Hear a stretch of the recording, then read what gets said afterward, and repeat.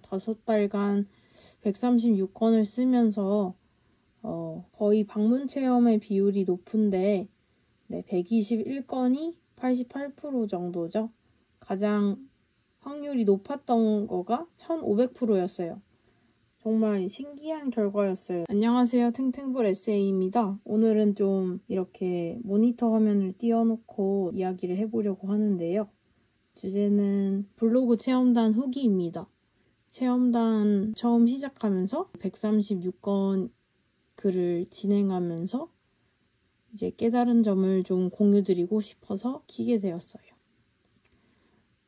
네이버 블로그를 좀 다시 주목하게 되었는데요. 그 이유가 이제 10대 초등학생 때부터 30대 직업인이 된 지금까지도 꾸준하게 이제 검색하는 곳으로 쓰이고 있다. 물론 이제 유튜브 검색하는 사람들도 많아지고 저 역시도 네이버로만 검색하지는 않게 되었지만 그래도 어떤 정보를 찾아볼 때 네이버도 여전히 찾아보는 공간이라는 거에 좀 주목을 다시 하게 됐어요.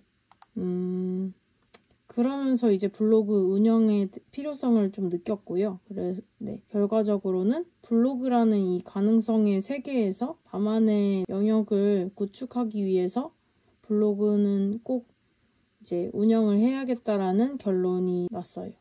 그렇다면은 블로그를 좀 활성화하려면 글을 최대한 많이 발행을 해서 써보는 게 우선적으로 느꼈고요. 5달간 136건을 쓰면서 제가 중간에 여행 간 거 빼고 6월에 다시 돌아와서 9월까지 4달간 활발하게 활동을 했었는데 130건이 지난 4달간 썼던 거라서 거의 30건 이상을 한 달 동안 활발하게 진행했다고 이해해 주시면 될 것 같습니다. 그래서 방문한 체험단 종류는요. 거의 방문 체험의 비율이 높은데 121건이 88% 정도죠.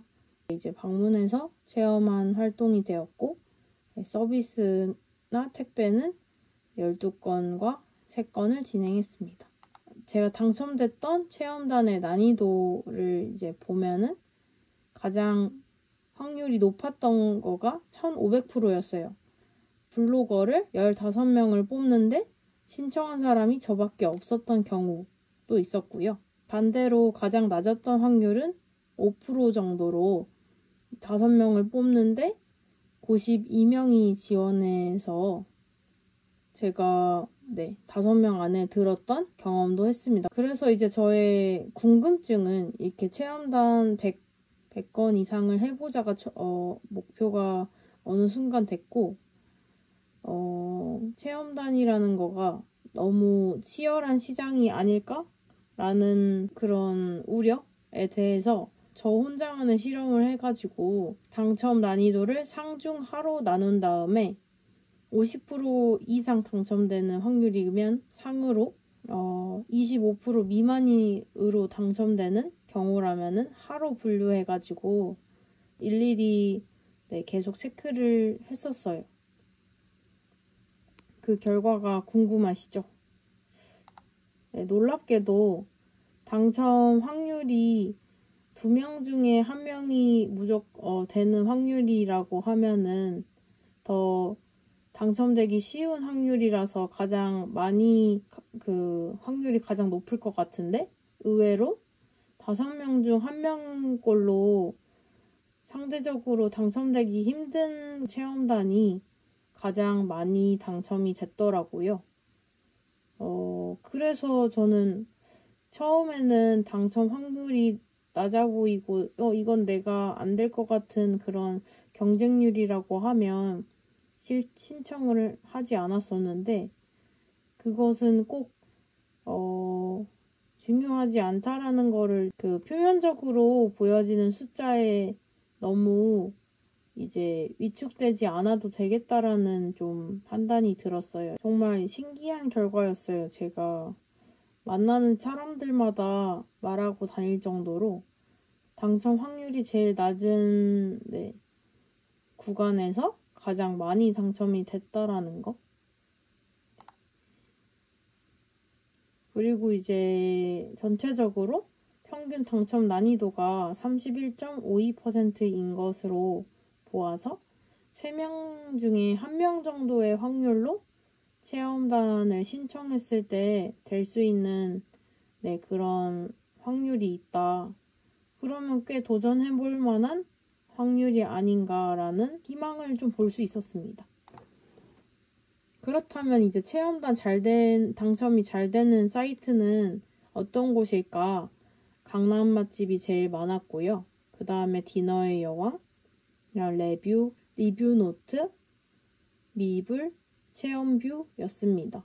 이제 제가 당첨됐던 플랫폼의 개수는 18곳이었는데요.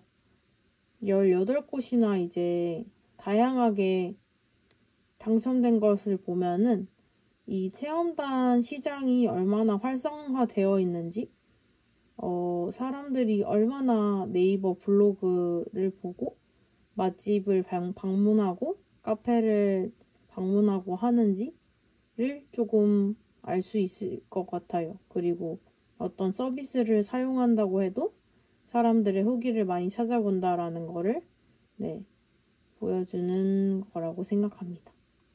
그래서 저는 이제 처음에는 그 각자 사이트, 체험단 플랫폼마다의 사이트를 들어가서 신청을 했었는데 일일이 다 그 사이트에 들어가가지고 내용을 조회해야 하는 불편함이 있었는데 이 인플렉서라는 사이트 알게 되니까 이 사이트에는 네이버처럼 검색을 지역이나 키워드로 검색을 했을 때 관련된 다양한 사이트들의 모집 정보가 나와서 좀 더 효율적으로 체험단 신청을 빠르게 할 수 있었어요. 그래서 체험단 어디서 신청해야 될지 좀 잘 모르겠다라는 분들은 인플렉서를 먼저 이용하시길 추천드립니다.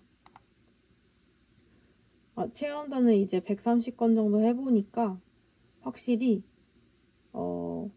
데드라인이 있고 하니까 30개의 건의 글을 블로그에다가 쓸 수 있어서 키울 수 있었고, 이제 직접 방문하는 체험들이 많았기 때문에 맛집이나 카페 부모님과 함께 가서 시간을 많이 보낼 수 있었던 점이 되게 좋은 추억이 되었던 것 같아요. 기본적으로 2인 체험권을 주는 경우가 많아가지고 제가 혼자 가가지고 하는 체험보다는 아빠나 엄마와 함께 식사나 시간을 보낼 수 있는 기회가 많이 얻을 수 있었습니다. 밥 먹는 편안한 환경에서 다양한 대화를 많이 할 수 있었다는 점이 장점이었고요.